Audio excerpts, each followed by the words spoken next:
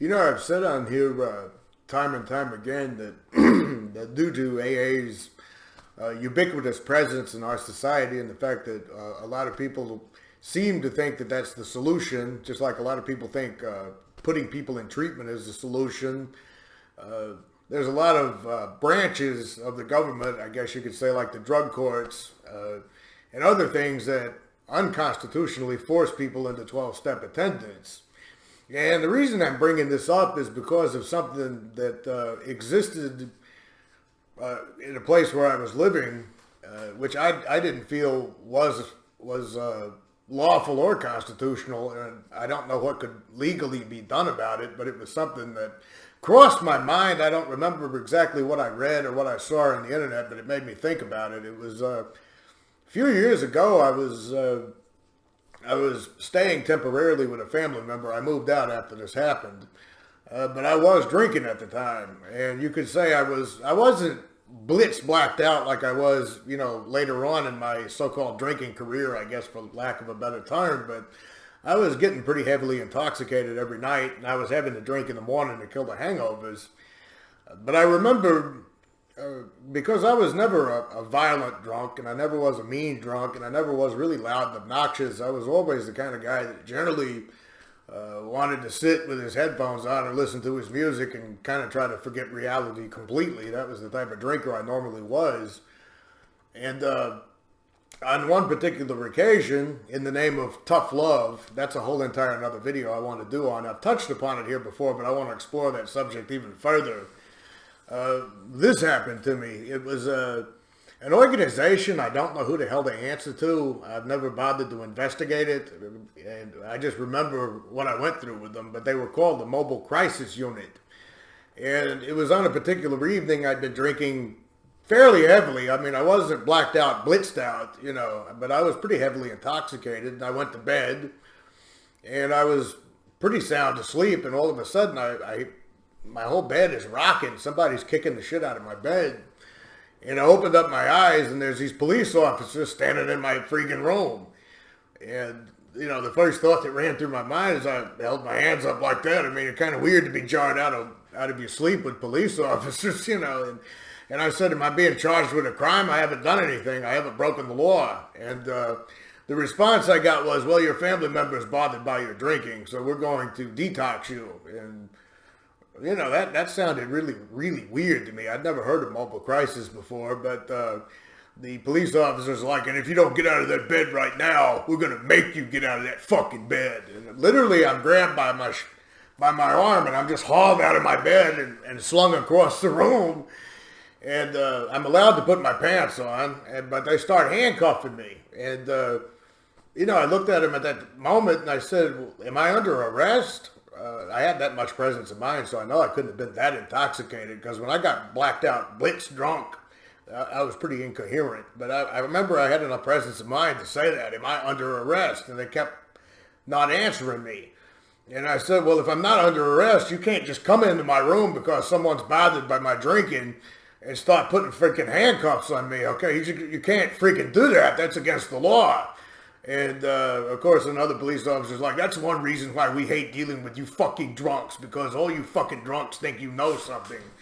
And I just kept asking them over and over again, am I under arrest? And they just said, technically, no, I wasn't under arrest. And I said, well, if I'm not under arrest, take the handcuffs off and let me go back to bed. Well, anyway, to make the long story short, I'm led out of the house. I'm placed in the back of a squad car, and I'm taken to this hospital downtown to this unit called Mobile Crisis. And I'm rough-handled all the way there. I mean, they make it a point to just swing me around with my handcuffs on the whole time they're taking me down a freaking hallway. But they toss me into this room, and they say, we're going to breathalyze you every few hours, and when you blow below a certain percentage, you can leave. Now, this is 3 o'clock in the freaking morning. And they just threw me in a room full of people. And I'm not sure that all of them were there for the same reason. I mean, some of them were behaving really, really, really psychotically. The only observation place in the room is just this little glass window. There's no place to really sit as all the chairs were taken, so you're kind of left pacing around. And I remember knocking on the window there, and they slid it back. And they said, "You haven't been in here long enough to take a breathalyzer yet, so you might as well just go back to walking around or doing whatever you do." And I remember telling them, "I'm alcohol dependent." I said, "I don't know if you have a medical understanding of this or not." These people were wearing hospital scrubs and security guard uniforms, but they didn't seem to be medical professionals. And they were like, "Well, that's your own fault. You put yourself in that position. If you want to sober up and get out of here, you just need to start drinking a lot of water." And I was kind of like, drink a lot of water? And I couldn't have been too intoxicated because I had enough presence of mind to tell them, "Look, I'm alcohol dependent. When this alcohol starts wearing off out of my system in a few hours, I'm going to need a drink, or I'm going to get violently sick and I'm going to have the shakes. So do you have medication or something that I can take or something? Because it's going to get fucking ugly in here if I'm going to be in here as long as I think I am." And to which they responded, "You don't need medication. You don't need any of that. When you get out of here, we'll give you a list of AA meetings to go to." Now, a list of AA meetings to go to. I've been in Quackaholics Anonymous for a long time at this point. But I'm left in there overnight. There's one bathroom. There's like 25 people. And of course, around at 9 a.m., when everything from the previous night started wearing off, I start vomiting. I start shaking. You've only got one bathroom to get to. And, at one point when I was retching all over myself, I wasn't actually vomiting, but you're just gagging. The door was open and one of the people behind the little glass window come in there and they're like, "Would you cut that the fuck out?" Like that. Like I have any control over this shit. But I was in there from 3 o'clock in the morning till about, it was probably like 2 in the afternoon the next day. No freaking sleep, no place to sit down. You got people in there that's peeing on the floors. You got people in there that's literally playing with themselves. You got all kinds of people in there that I literally was trying to stay away from because they looked like they were just on the verge of an entire violent outburst of some sort. They were talking to themselves and everything else. Anyway, I was left in there. During all that time, I finally blow low enough in the breathalyzer that they let me go. But of course, the police come in, they re-handcuff me, and they turn me out on the streets, without any way of getting home. Luckily, I had my wallet with me, and I was able to get to a nearby ATM, and I was able to get some cash so I could catch a city bus. And of course, by this point, I'm really freaking shaking really bad. I'm pouring in sweat. I can't go 2 seconds without vomiting. And I had to stop at a liquor store on the way home naturally. Like I said, I wasn't that wasted the night before, but I had been drinking long enough that I was going through one of those benders where I was pretty dependent upon the booze, to keep me from getting really, really, really sick. I could tell an even longer story about how horrible it was trying to get home in that shape. Anybody who's ever woke up with the shakes and the vomiting probably knows exactly what I'm talking about. But I get back home and I literally, here's this family member standing there with this ugly smirk on their face, saying, "Have you learned your lesson yet?" I can tell you haven't because it looks like you've already been drinking. I had a bottle in my hand. I said, "Yeah, and I'm moving out here as fast as I possibly can." And I said, "By the way, what fucking justification did you have to do something like that to me? Okay, I didn't attack you. I didn't do anything to you. I didn't create any trouble. I didn't cause any particular, anything at all. I was in bed asleep, sleeping it off." And their answer, their reply to is, "Well, you just, I wanted to do what's best for you because I'm worried about you." Now, I'll be perfectly honest, and I have many, many more stories to tell on an occasion, but since I decided I wanted to dedicate part of this video to making people aware, I don't know if mobile crisis exists in every state. I don't know what the laws are on that, but it just seems to me like that's totally unconstitutional to be able to drag a man out of bed, handcuff him, not read him his rights, not place him under arrest, and just toss him into some mental ward without even giving him any real explanation as to why he belongs there. Is it a good idea to be totally intoxicated? Well, obviously not. I'm not advocating that people do that, but at the same time, it's not against the law. If you're not driving a car or you're not walking down the street, shouting obscenities or something like that, it's really not against the law to be intoxicated in your own home, especially when you're in bed trying to sleep it off, But it occurred to me, and there's an article here that I'll probably have to do another video on since I took up so much time explaining about that one particular incident, that tough love is kind of like the mental health awareness thing. You know, I've encountered it with sponsors. I've encountered it with the legal system. I've encountered it with family, obviously, as this case, you know, that I just laid out represents. But tough love, to me, just seems to be a society-endorsed term for abuse, for treating people like shit, for being able to abuse people freely and get away with it. I mean, this is also, I need to bring up before I forget it, one important point about all of this. Me and this family member hadn't had any arguments about my drinking, okay? They didn't really seem to even give a shit about my drinking as long as they got their money every month, which, you know, I always was fortunate enough, even with my drinking on the job, which I don't recommend you do, or my drinking in the mornings, I was always able to keep the rent money on the table. They didn't really say shit to me one way or the other. There was a slight altercation between us about something that had absolutely nothing to do with drinking. And all of a sudden, I find myself that night being dragged out of bed in handcuffs and being sent to this fucking mobile crisis unit place. So, really, I don't know how much time I've been talking on this one yet. In fact, I may even follow up with another video about the myth of tough love this afternoon if I get time.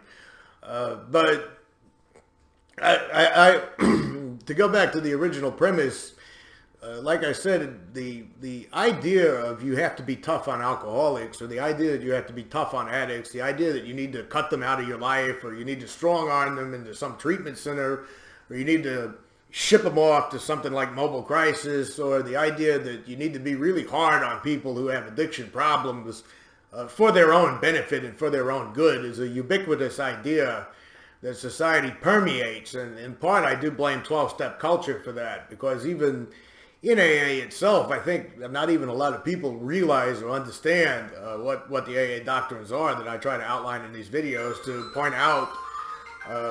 There's a cell phone ringing. It's going to ruin my last few seconds. But to point out the absolute, I guess you could say, danger of what tough love is. I have an article here, like I said, if I have time to make another one today, that shows, phone's still ringing, that shows the harm that tough love has caused, even resulting in deaths or even worse, relapses. Because really and truly, the hardest that anyone could have ever been on me, and I know this sounds kind of lame to say it, but when it came to my drinking and when it came to my out-of-control drunken binges and everything, was me. I mean, you know, people assumed, or seemed to assume, or gave off the appearance they assumed that I was doing that just for the sheer pleasure of it. I mean, when you're actually hooked on a substance and you're dependent upon that substance, where you can't function without that substance without getting violently ill or violently sick, you're not drinking for pleasure.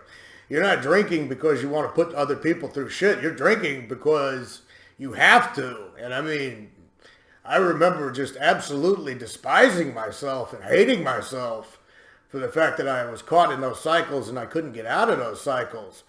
And, you know, with people heaping all this, you know, either trying to strong arm me into treatment, or AA sponsors telling me I might as well go out and drink myself to death because some have to die so that others can live. And with all that kind of, and I'm going to use the word abuse because it's verbal and mental abuse, with all that abuse around you, it just made me hate myself all the more. It made me all the more depressive, but it also made me want to escape the reality of it all into the bottle far, far more. I'm not saying that I'm going to lay the blame of my drinking on everybody else around me, but I am going to say that the whole idea or the component of coming down hard on people with the stick versus the carrot, coming down with authoritarian punishment, trying to treat people like they're utter shit and beneath you because they have an addiction problem, is one of the most negative things I believe that permeates in our society today when it comes to dealing with people who are addicted. And I guess I'm going to wrap this video up for now. But yeah, I was originally going to read the Tough Love article and all of that and kind of tie it into some experiences. But when I got to thinking about what happened to me with that mobile crisis unit, I just got kind of pissed off all over again. I feel that kind of needs to be told. I think people need to be aware of that. I think if you're out there and you're addicted, and your family members, if it exists everywhere, I don't know, like I said, from state to state what the laws are, but I think family members need to be aware of what goes on in those places. I remember another family member that I talked to on the phone long distance about it after it happened to me was actually shocked and said, well, you know, their website here, they pulled it up online while I was talking to them. It says they detox you.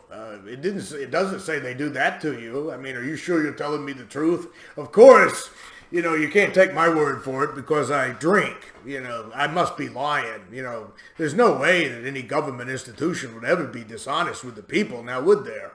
Give me a break. Anyway, see you soon. Hopefully, I might even follow up again this afternoon. I'll just have to see what I got time for. In the meantime,